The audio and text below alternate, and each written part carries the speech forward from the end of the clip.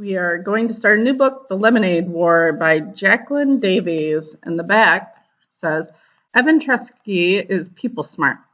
He's good at talking to people, even grown-ups. His younger sister Jessie, on the other hand, is math smart, but not especially good at understanding people. She knows that feelings are her weakest subject, so when their lemonade war begins, there is no telling who will win, or if their fight will ever end. So chapter 1 is called Slump. Slump. A drop in the activity of a business or the economy. Evan lay on his back in the dark, throwing the baseball up in a straight line and catching it with his bare hands. Thwap, thwap. The ball made a satisfying sound as it slapped his palm. His legs flopped in a V. His arms stretched up to the ceiling. And the thought that if he missed, he'd probably break his nose made the game just interesting enough to keep going. On the floor above, he heard footsteps, his mother, and then a long, loud, scraping, groaning sound. He stopped throwing the ball to listen.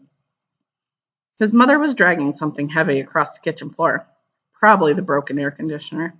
A week ago, right at the beginning of the heat wave, the air conditioner in his mother's attic office had broken. The man from Sears had installed a brand new one, but left the old one sitting right in the middle of the kitchen floor. The Treskys had been walking around it all week. Scrape! Evan stood up. His mom was strong, but this was a two-person job. Hopefully she wouldn't ask him why he was hiding in the dark basement.